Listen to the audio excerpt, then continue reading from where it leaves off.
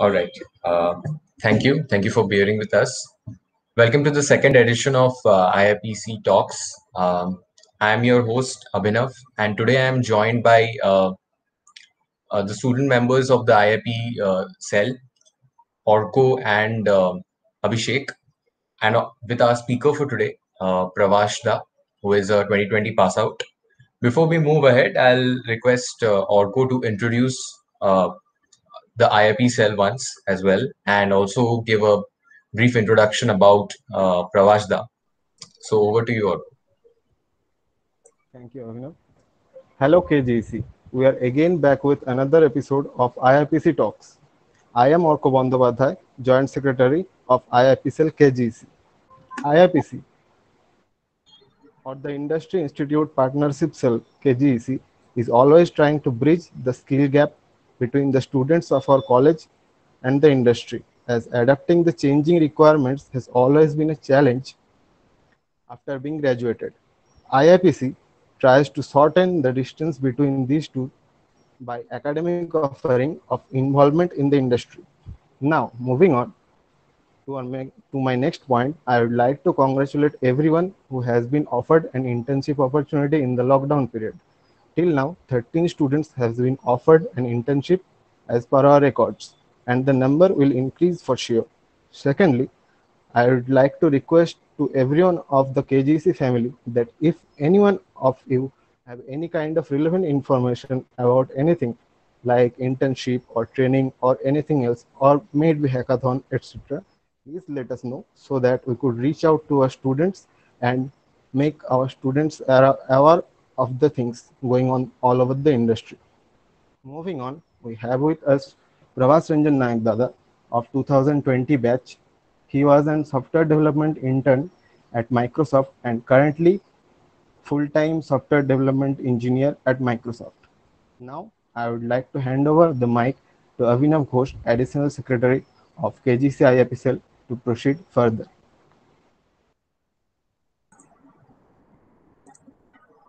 Thank you for the introduction and kind introduction, Orko. We are indeed very privileged to have Pravashda today with us. And the session will be somewhat in this fashion that we will have a conversation right now with Pravashda very soon. And meanwhile, everyone who has joined, please hold on with your questions. And after we are done with some of the general questions about his journey towards Microsoft and how he landed there, we will start off with the Q&A session, uh, and where you can ask questions on the live chat, and we can answer accordingly. All right. So Pravashda, yes, Yeah, hi, Vinay. yeah. Thank you so much for joining us today. First of all, So, congratulations on the new role and starting a thank new you. journey at Microsoft. Thank So, you so much. Pravasda, can you walk us through like what your journey has been like right from your first year at KGC as a fresher to today as a full-time SDE at Microsoft? Okay, thank you, Abhinav, for the question. First of all, thank you all the members of the IIP cell KGEC for this humble recognition and for giving me an opportunity to present my story before the students of KGs or everyone who is watching this. Mm, I would also like to add that by saying that you guys are doing a tremendous effort, the new IIPSL that you're doing, giving all the current students, a chance to get a glimpse of what their past seniors or how the current students are, doing wonders in the technological field or in placements or in any other field. So, going back to your question, about my journey of landing a job to Microsoft, uh, like when I joined KGC back in 2016, uh, like the scenario was totally different, as I already mentioned. Um, at that time, the college was, not doing such great in terms of, let's say, placement performances. The major recruiter was mainly TCS only. So, being from computer science background, and whenever you enter into the college, every time see what is the placement stats and all. Like After 4 years you'll be getting a job from this college. What is the maximum amount that you can? I think everyone kind of feels like, okay, this is the best offer. I hope I can grab that. So for when we entered the college, the average was like 3.3 lakh from TCS, and highest was like DDT, Dynamic Digital Technologies. It was giving around 5.5 something. So that was our target. We had like, I'm saying we means as our entire batch. Then later on I'll get into my personal approach. Like our common goal was to somehow, we did not know what the journey would be in these 4 years, but we somehow wanted to grab that 5.5 lakh. So anyhow, but we had no idea how to get there. So as things progressed, uh, like in first year, as we were doing a lot of things, gradually I got introduced to competitive programming. Thanks to Shomik Da. Those who don't know Shomik Da, Shomik Sarkar, he is 2019 pass out from ECE branch, and he is working currently at Google India. And Shubham Das Da, he was also there, who introduced us to competitive programming. Again, he was 2019 pass out, CAC branch. He currently is working in Amazon. So those were the two, pioneers of competitive programming, and that uh, raising the bar at of KGC. I would say, that was the tipping point where we saw, you know, like they had won the Code Vita championship all over India. So that was a huge achievement, and that gave us a boost. Like students at KGs, are not lacking behind in the technological aspect, and with certain guidance and a little bit of effort, we can get there as well. So as things progressed, first year and second year was mainly revolved around competitive coding. I focused a lot there, but and I also tried out bit of web development as well. And then as we saw, the placement stats were declining from 2016 to 2017. The number of placements in TCS were decreasing, and even Dynamic Digital Technologies, the DDT company, I think it did not uh, have any placement in 2017 as far as I remember. I might be wrong. Please don't quote me on that. So gradually, uh, everyone thinks of earning a six-digit salary after you complete your graduation. So I had that dream, but I was seeing that in this BTech job, I'm not getting that kind of satisfactory placement, you can say. So gradually, in my initial third year, I thought of switching to an management career, doing an MBA from any of the reputed IIMs. So for that, I got enrolled into there was this career launcher in Park Street. So started taking up MBA coaching classes from third year itself. But even even while I was taking those classes, like uh, the knack for programming was still there. I used to solve percentage, speed, time, distance problems, and along with it do some coding as well, because that sort of had a different niche in my heart. When whatever I used to do, be it studies, be it for semester exams, be it for management studies, I used to find time for doing programming as well. By programming, not just competitive programming, there are different kinds of programming. There are puzzle solving. You can do a different project on your own. I tried doing few projects of mine as well in web development and in software. So I ventured into that. After that, I tried out machine learning stuff and all, and I did my vocational training with Globsin Finishing Schools in machine learning domain only. And later on, towards the end of the third year, I think in December onwards, December or January, there was this off-campus opportunity for Microsoft hiring interns. Like as everyone would know, like no one had been placed in Microsoft either too from Kalyani directly being a graduate or interned even there. So chances were bleak, one in a million. There. So I was very skeptic, but we thought, why not? Let's give it a try. So many of us enrolled, filled the form. So we sent a resume to the hiring manager. Luckily, I got selected. My resume got selected, and I was given the test link. Then again, the I passed the test. All the three problems were there.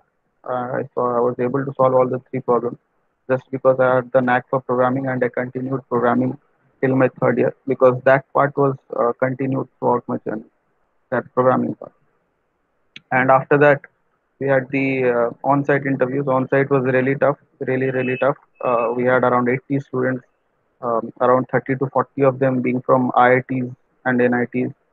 So that was really tough, but luckily I skimmed through. Finally, in the last round, six of us were there, and finally two of us got the internship job. I was one of them, and another was from the Heritage Kolkata. So that was about me landing an internship. And when I got the internship and started the internship around, in the summer break, so there things were completely different. I had to gel into the system. I had to work in their environment. I had to learn different new languages and different ways of programming there. Uh, so that took a bit of time, but gradually, as things progressed, even my team had faith on me, and since my work was impressive for them, so they gave me the full-time offer. And that is, to sum up uh, my journey from first year to fourth year of how I got into Microsoft. Okay. Mhm. Okay. And like for a first year student who has just come into college and is trying to break into, product based companies, right? There's this classic thing of working in a service based company versus working in a product based company. Mhm. What would be your advice for those type of students? Like, what way to get started? I would say, like, as I said, when we entered into the first year, the trend was only TCS.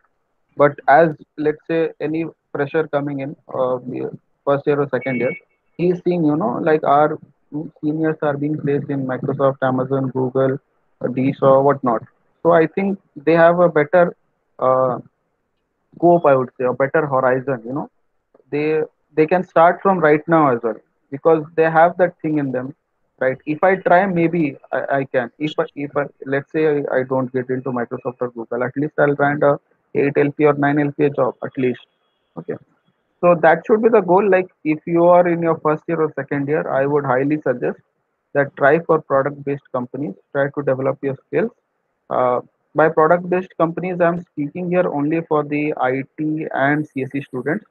Students of other branches, EC, electrical and mechanical, they too can do get into the IT industry. But for that, you need to learn some IT subjects as well. By IT subjects, I mean, let's say DBMS, OS, and few fundamental CS subjects along with programming. So I would highly suggest for them, first year and second year, start preparing for product based only. Don't think of getting into service based industry because the thing is, you won't get job satisfaction, you won't get well paid, as I would say. You won't have that luxury of work culture as well. You don't have great work culture in service based companies. So, but students who are in third year and fourth year currently, like there is not a lot of time in your hand. I would say, whatever you have prepared with, be first of all secure a job first. I would say. I won't hamper your preparation for that. If you're prepared for TCS, it's fine. No, doesn't matter. Like, see, it all depends on what your skill is. The company don't see your company. Sorry, the company does not see your college. The company does not see your background. The company does not see your stream which you're following. The company is just interested in what is the skill set that you have. If you Hmm. fulfill their requirements, they will obviously hire. There is no, second thoughts to that. So even if you're in product-based company, let's say you get placed in TCS this year, you can work, while working in TCS as well, you can work on your skills. By skills, I mean basic core is programming skills, that is data structures and algorithms. Be good at it. I'm not asking you to master, know each and every nuances of it, but you should be good with the basics. And along with that, if you can couple it with a few modern technological skills, be it web development, be it IoT, machine learning, then you have a very high chance of getting into the top tech companies. And I'm saying top tech companies, not just mediocre companies.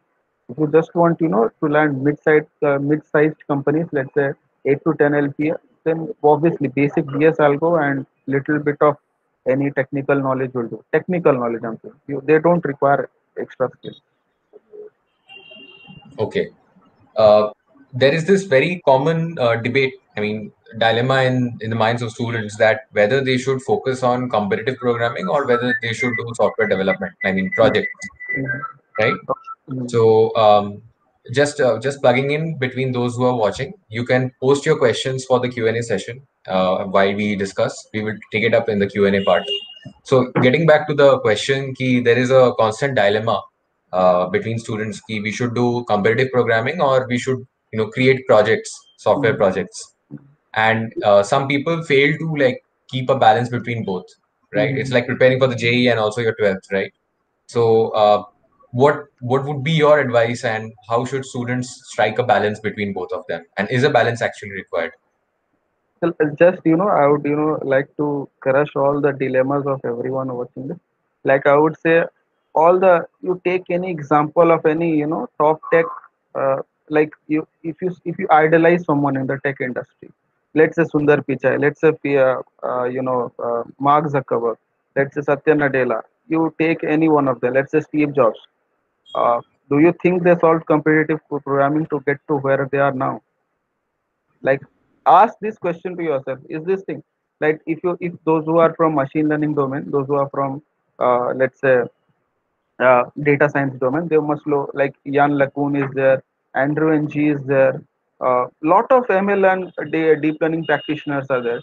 uh, the AI algorithm that is working, you see YouTube recommendation system, right? Do you think you give him, okay, you pull that guy, those who have written that YouTube recommendation, and give him a competitive programming problem and he would be able to solve it? Do you think that? No, it's not like that. Competitive programming, uh, that's a kind of sport, like, uh, just as you have football, you have cricket, uh, you have badminton, chess. That is also a sport. That is a mind sport, you know. But that does not define you in any way. You see, if you take examples of great pioneers of Indian tech pioneers, I'm talking about, as I said, Mark Zuckerberg, be it anyone, those who are at top tech level, they are there because of their thinking. They are there because of their problem solving. They are there because they can see why are we learning. First of all, why are we doing engineering? You have to understand this first. The whole point of engineering is to see, to make ourselves a better world, using technology, right? We are in this CSC IT industry. What is our aim ultimately? To be a competitive coder? No. To be a problem solver, right? That is the main goal. You see, if you are 6 star, 7 star on CodeShare, but you are not doing anything if you are not adding any value to the world, ultimately you are zero. Ultimately your contribution to the world is zero. If, let's say you know all the complex data structures in the world, let's say you know all the complex algorithms of the world, but ultimately if you're not putting that to any use, right? What I'm saying, if you're not giving anything to the community, what I'm saying, that is where I'm saying, the competitive programming area does not matter. So coming back to the question, is competitive programming important? No. I can uh, frankly say, like, if you take any of the companies, don't quote me on Microsoft, the I think most of the employees, let's say 60 to 70% are from non-competitive background. If you say those who have come from 2010, 2020, 20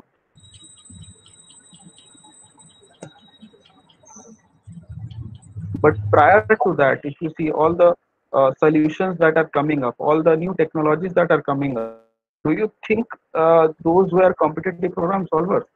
No, it's not like that. Yes, you have to master data structures and algorithms.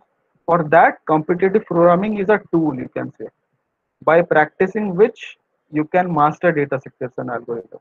That is it. That is the only thing that companies want. Okay. By companies, I'm speaking about most of the companies.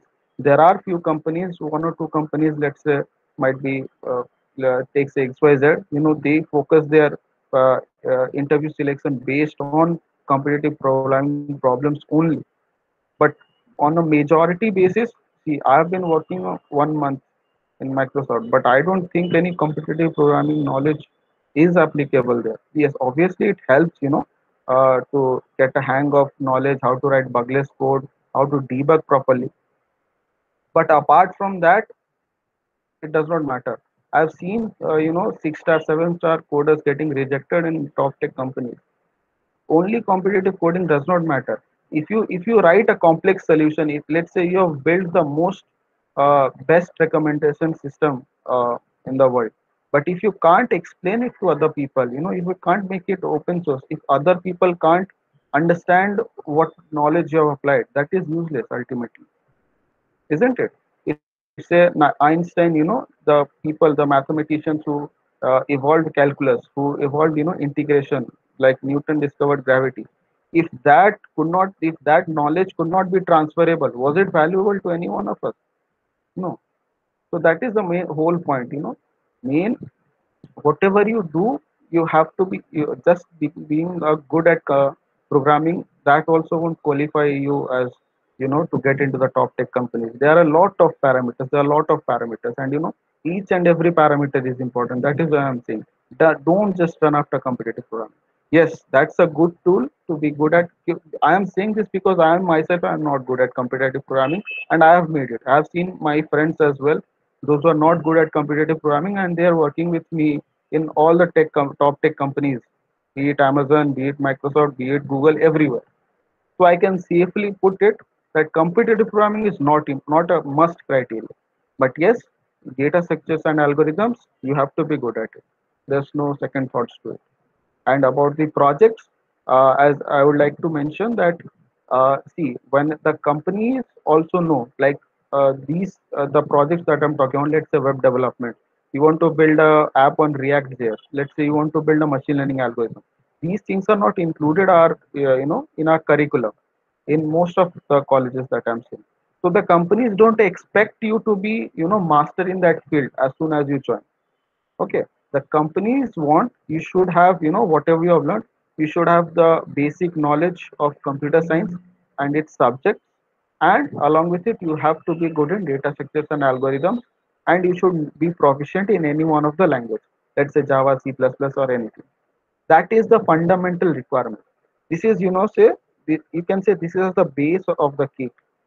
And if you have any skills, let's say web development or data science, that adds as a cherry on top. Okay, if you want to put a cherry, if you don't want to put a cherry, it's your option. But ultimately, if you give a cake with a cherry on top, that is more favorable to get selected, isn't it? So that is why I'm saying focus on learning data structures, algorithms. For that, if you want to do competitive programming, go for it. I would say don't stress yourself, to be 6-star, 7-star coder. I have to be in to get into the tech companies. No, that's not the case. Don't have to be a 6-star, 7-star coder to get into. If you want to go into the top tech companies, if you want to do competitive programming for your own interest, go ahead. No one is stopping. But if you make it a rule to be in top tech companies, you have to be a 5-star, 6-star coder. I don't think there's any rule as such. Focus on projects. As I said, project these projects, these technological skills, these webs, extra add-on things, what you're doing, be it competitive programming also. If you are 7-star coder as well, these, different things act as cherry on top. But the base of the cake is what I've defined. Data structures and algorithm skills, basic computer science knowledge and its subjects, and you should have good communication skills. You should be able to convey your ideas to the team. You should be a team player. You can't. They don't hire individual coders. You have to be a team player. If they see any criteria where they feel, this candidate might not fit into our team well, they will reject you. Even you tick all their boxes, even you be the best programmer in the world. Okay. So the last, I'll hold on to the last part of what you mentioned, and that, communication skills and becoming a team player is very important, right? Now, when students are in college, they mostly work on side projects or individual projects, and they are working as a single person, right? They're working on the single code base, and they're likely not collaborating with something as huge as working in a company. And most students, although they practice and develop their hard skills in data structures, algorithms, and logic and problem solving, somehow fail to understand how they should convert, add on or complement with that soft skills, right? So you have been through interviews where HR rounds are taken, behavioral culture fits are taken, and especially at a company like Microsoft, which operates at such a huge scale and is such an old company. What do you think actually sets, or what do you would say set you apart from the crowd when you interviewed at Microsoft? Okay, nice one. So the thing is that like most of what I was unique about me is that I won't say there was anything unique, but I definitely filled the criteria they had. As I said, now they had this base of base K. You should be good in data structure algorithms. You should be good in your CS subjects, be is object-oriented programming, data structures. Sorry, operating system DBMS, and you should have good communication skills. Okay, I was good in data structures and algorithms since I had done bit of competitive programming, and I did some coding on platforms like Geeks for Geeks, Lead Code Interview Bit. So I was good at that data structures algorithm. Secondly, I had uh, I had worked on collaborative projects, like two or three guys. We had solved few projects, and apart from that, from my school level, I used to participate in debates, quizzes. Uh, in football team also, I was the captain. So you can say my communication skills came from long back.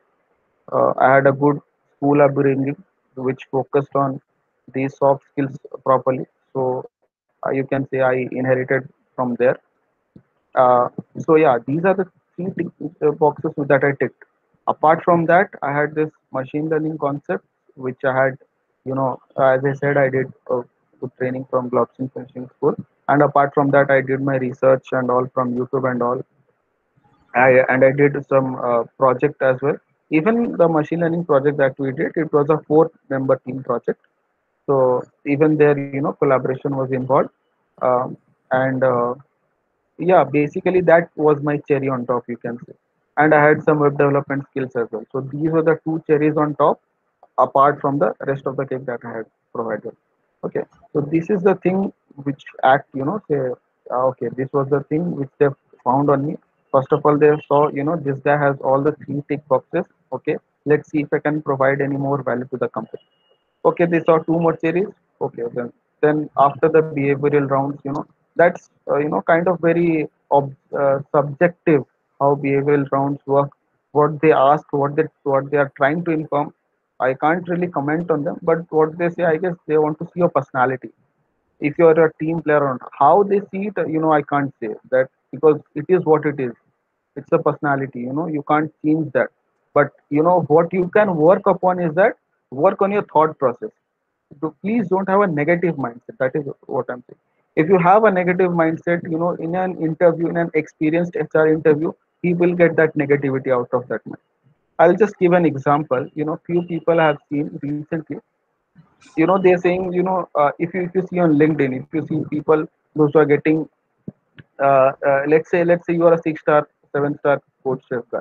Okay, you see someone who is a 3 star, 4 star coder, he is getting placed into Amazon, Microsoft, Google. Okay, you're saying, okay, he got, okay, it's luck, probably he just went in there. Let's say he got a few easy questions, few HR interview, uh, so it was just a cakewalk for him. His luck got through and he went away. So this kind of attitude is not okay. Okay, see, you could not get into that company, it was your bad luck. But if someone gets into the company, don't sideline all his efforts to as into one word as luck. You can't do that. If you have this attitude, these are the negative aspects talking. If you have these things ingrained in your mind, somehow during the HR interview, because these are behavioral questions, you don't have time to think. These are the things. Let's say you are very feministic, anti-feminist, you say, you have very anti-feminist thoughts. You think women get freely job offers. If you have these thoughts, these are very detrimental in your behavioral interview.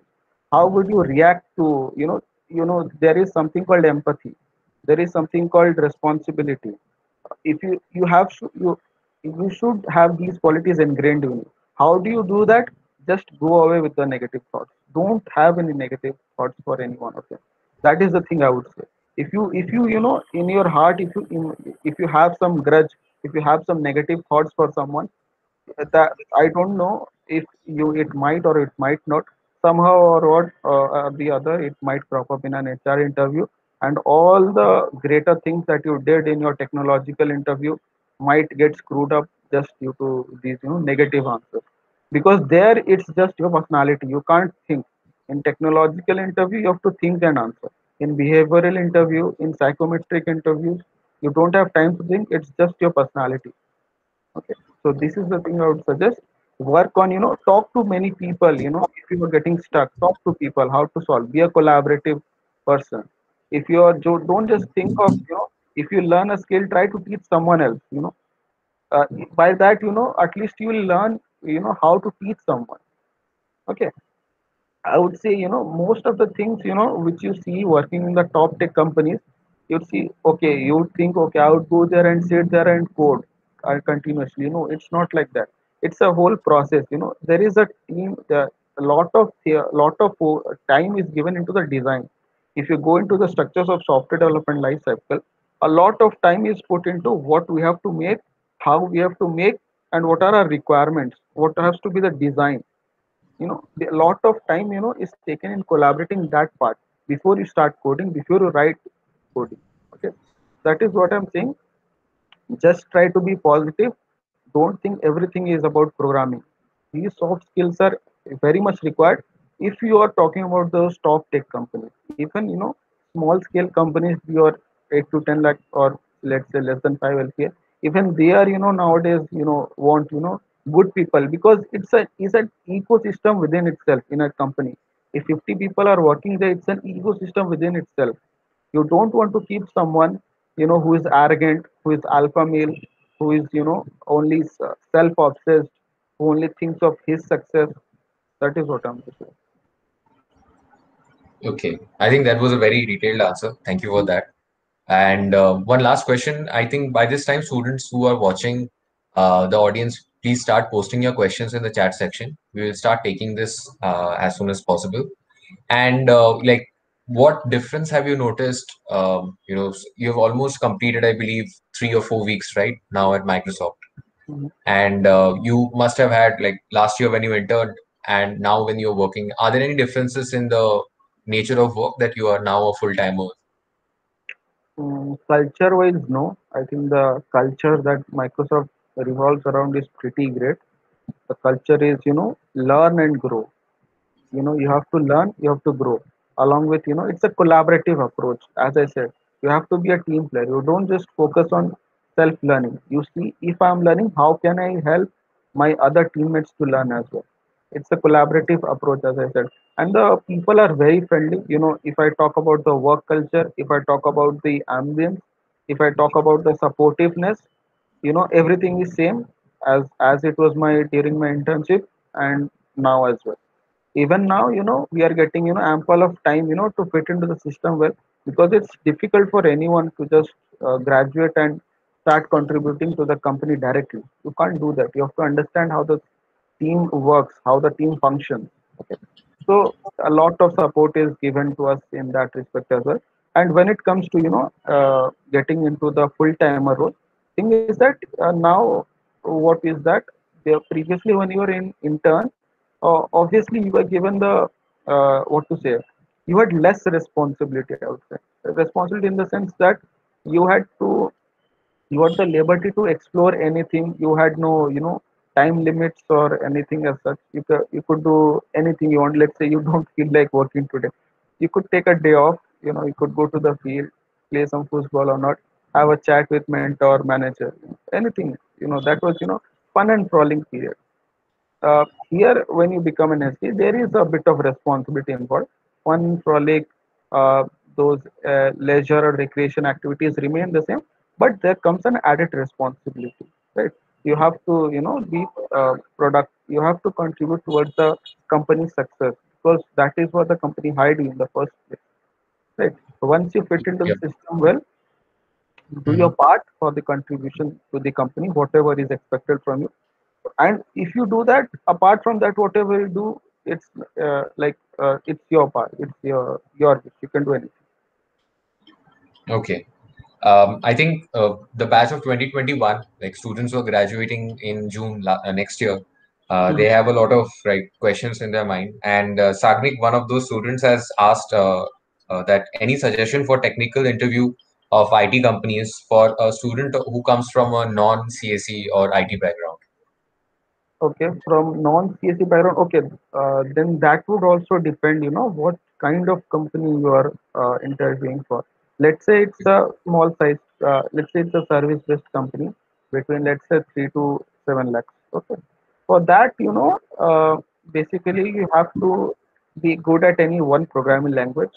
Be it, I would say, in these small scale, small paying companies, or say less paying companies, less than 7 lakhs, they don't generally prefer Python. That I would say, a lot of Python developers, those who are watching, those who are doing Python well, you know let's say out of 10 companies, there would be 3 or 4 companies that would, restrict you from using Python as a programming language, or when working companies. Because if you take, on a scale of 100 companies, there might be, few startup companies that would be using Python in their actual code base. A lot of companies, use, object oriented programming language, the classical object oriented programming language like .NET, C Sharp, Java, C++, these things. Okay, so that is one thing. And you have to be, at least you have to know the basics. By basics I mean, what to say, arrays, things. If you just go for geeks, that is a very good portal. If you just skim through the, I think, even if you are from non-technical background, you know in the third or fourth semester, you have this option, right? You have this subject, data structure and algorithms in C, right? There, Yes. all the, yes, yes. If you go through that book, that is sufficient. That is sufficient. All the sorting, searching, hashing. If you go through those concepts, let's say you don't do that in C, do it in C++ or Java, or let's say you're doing Python. If you do that, that is sufficient for, less than 7 and 8. Okay, when I'm Mhm. saying it's sufficient, that means it's tried and tested. It's what the history has been saying. If you look at any interviews in gigs, I myself gave an interview for TCS Digital and I got selected. I know what are the questions asked. So there was this one SQL query that was asked, basic SQL query to retrieve first top three salaries, and Okay. one question was related to hashing, and Mhm. one question was related to basic, array size question. So that is what I'm saying. If you're targeting these companies, if you follow that book that you had in your second or third semester, I can't remember properly. If you follow those, data structures, algorithms given there, all the sorting and their complexities, all the searching and the complexities, uh, tree was there, linked list was there, stack queue was there. If you do these things, it's more than sufficient. Okay, but let's say there is always this, odd probability where someone might ask you different from these. There is always this slight lesser probability. But if you do this, I can say with 70 to 80% sure, you can say you can crack the interview. That is the thing which we should work on. Okay. And okay, that's very insightful. Those who have questions, we will be taking questions for the next 5 minutes. So if you have any questions, please post it on the chat section and we'll take it from there. Right now, what we live in an age of like information abundance, right? So there used to be a time where people couldn't find resources to prepare for things, and now we have like multiple websites, multiple platforms to practice. And so when students are practicing, they often get very confused as to where to start, right? So although they know key they have to get better at X, they don't know where they should practice it. So any resources, good books, or good people students should follow for preparing for SDE roles. Okay. So basically, resources are plentiful, as you said. Too much of anything, either confuses you a lot. If you have one choice, you don't have any option. You have to take it. But if it's 100 choices, you have to, let me try all the 100 first. Okay. So that is where you waste a lot of time. I would suggest, for books, let's go with books first. For, these subjects that you're talking about, core computer science subjects. I think your semesters, the thing which you do for semester, that is good enough for interview. You don't Mhm. require anything else. But let's say if you want to, let's say you pick up any subject, computer networks, and you go deep into that, let's say for your personal inquisitive, in you're curious about that subject, you want to learn more, then you can follow other things. But if you're talking specifically for interview, the college curriculum is enough for the core subjects that I'm talking about. And apart from that, if you are trying to learn programming, there is one this book called CLRS. I don't know the name properly. It's by Corman. If you type in Google CLRS by Corman, you'll get Introduction to Algorithms. I think it's the book name, and the author is Corman. If you just search that, I haven't read the book completely, but it's you can say it's Bible for starting programming. It's a Bible because it has all the necessary data structure algorithms, and each and everything is explained properly. Each and everything. I think it's around runs for around 700 to 800 pages, but it's a comprehensive book. If you follow that, you won't be lacking behind in any technological interview. In any, I'm saying any means any, be it product based, be it top tech company, you won't be lacking behind any because it is a very comprehensive book. It covers all the basics and it has in-depth guide as well. And there is another book specifically for interviews, that is Cracking the Coding Interview by Gail Luckmer. Okay, Yes. I don't think there is one online PDF or so, but if you can find it, it's fine. If you can't, I think you have to pay subscription or so, but it is worth it. It's worth it. I myself have not tried it, but I've seen people on LinkedIn, I've seen people on YouTube, they have referred to it quite a lot of time. So these are the two things.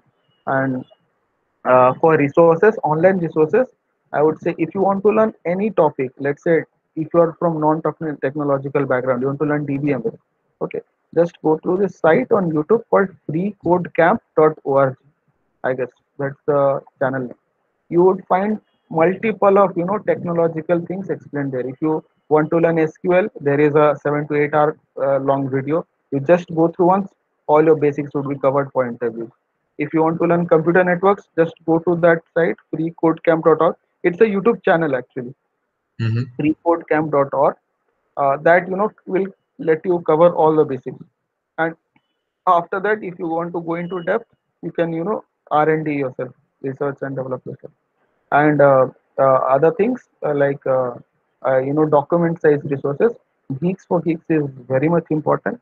Let's say, be it for technical subjects, be it for data structure algorithms, be it for company work preparation. That helps me a lot. There is a filter if you go in Geeks for Geeks and you go in company preparation. It has, if you search the tag by Microsoft or Amazon, it gives you that questions only. And once you solve these questions, you become confident. You become more confident in the interviews. Next time when you go into the interviews, you can confidently state, okay, these were the types of questions asked. If some similar question comes up, I'll be able to solve. At least the difficulty would be of the same level. You'd get much confidence. Also, they have mock interviews, they have mock sessions where they do that stuff and all. You can give multiple aptitude tests there as well. So Geeks or Geeks are a very important resource. Everyone should use, every computer science student should use. And for for the online coding round, what you can do is you can practice from interview bit or lead code. Geeks or Geeks also has it, but apart from that, there is this two sites, interview bit and lead code. Okay. You go there, it's a very comprehensive thing. If you just go there, you can go through uh, their tracks and solve questions. Okay. We have a question. Rishu asks that how should we prepare? Like, how do we get placed at Microsoft through off campus? Like, what's the procedure? How did you get your Hmm. internship? What was the procedure? So this is the thing, like these top companies, not only Microsoft, Amazon, Google, not Google, Amazon, be it any, let's say Goldman Sachs, they have this, they hire freshers, they conduct this drive. Majorly, it happens, around the month of November or late October or December. They release, forms, everyone. let's say if you follow on LinkedIn, right? LinkedIn is a very good platform to get news about what is happening in the corporate world, in the top tech world.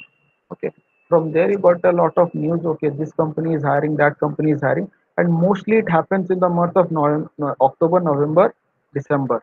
You know, because they only take interns. If you're talking about interns, they take interns only from the month of in the summer break.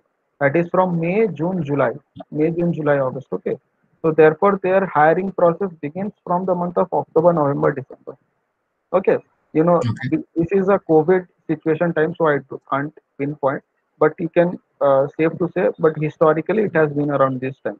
If you stay active on LinkedIn, or if you say stay active on the careers portal as well. Okay, every company, if you want to apply for Flipkart, go to Flipkart careers. Okay, if you can see what is the job position available, and how you can apply it. So, and these were the two approach procedures, and the third one is basically a referral. If you know someone working in the company, you can just ask him if the position is available. So could you please refer to me this position? If there is an available position for that, you get a referral. Referral, it's maybe scenario based. You It's very rare you get one unless you know someone. But these two options, you have to be active on LinkedIn, and you have to be active on the career side. The months that I mentioned, October, November, December, you have to be highly active there. Okay, and you have to follow people who are working there. Let's say you follow 100 people, those who are working on Microsoft. Okay, whenever this hiring season comes, right? Let's say in the month of October, November, December, let's say out of 100, 5 or 6 will post. Okay, they will post.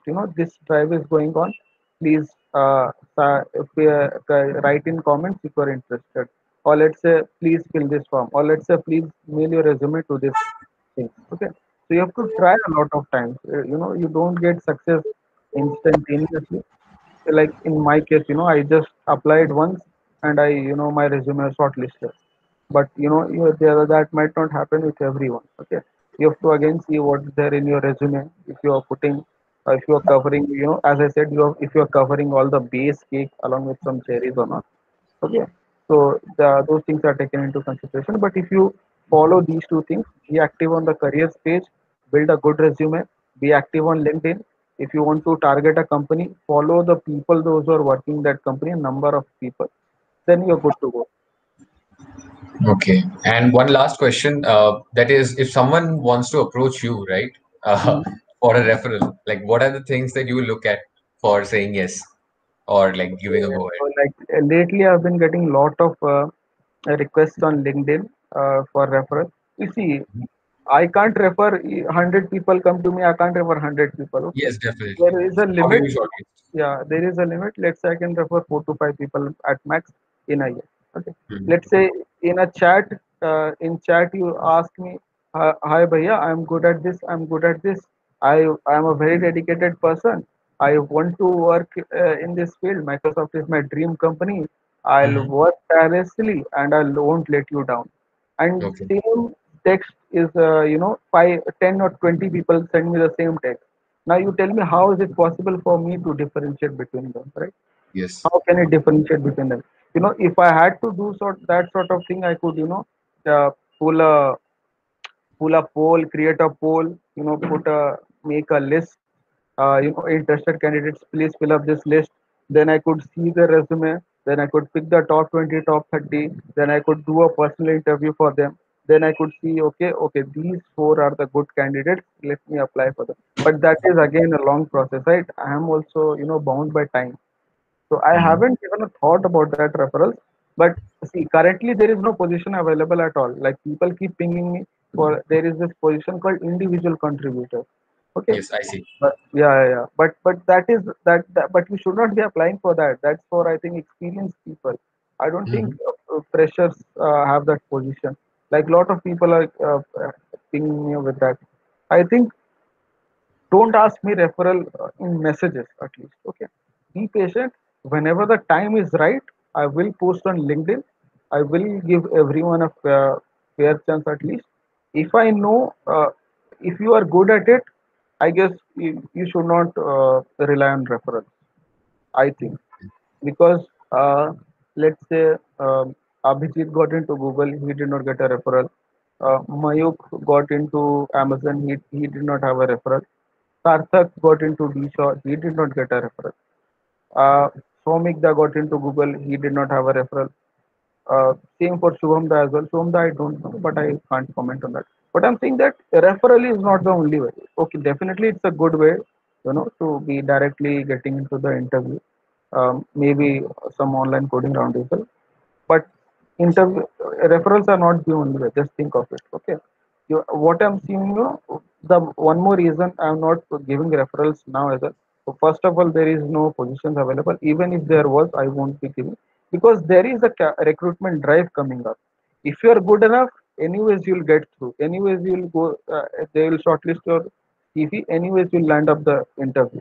So why keep any let's say extra sort of let's say what to say uh, gratitude to someone which you could have achieved easily, or let's say why waste one referral which could have been, let's say there was a deserving candidate who due to some luck or due to some HR screw up, as I said, could not get in the company. Maybe that referral could have been used for that candidate, right?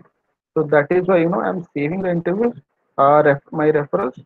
Once all the recruitment drives are over, then I would post some posts, or maybe if when I'm well settled into the company, maybe I have more insights, how this referral system works and all. Even I am also, it's not like that only you get the benefit through referrals.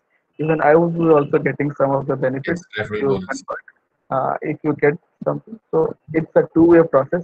So that so there is no point in me not giving out referral. There is definitely two-way uh, thing going on. But I'll have to see, right? I'll have to find some time. But as I said, I'd be doing late that in the month of Jan, Feb, like after the recruitment drive is over. Okay. I think we haven't got any other questions yet because I think we covered most of the queries that students have in the discussion itself. So we'll wrap up the session now. Bhaiya, thank you so much for joining us today evening and sparing your You time guys for this are all discussion. You guys are doing great work. Just keep hanging on. I know these are tough times. We just anyhow, survived fast through the last times. At least we got to enjoy, last final. At least not enjoy.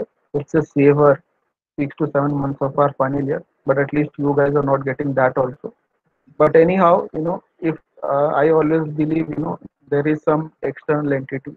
So if you want to call me an like, believer in God, you can say that. But if you are not getting your due success now, maybe you'll get tomorrow. That is destined. I can say that.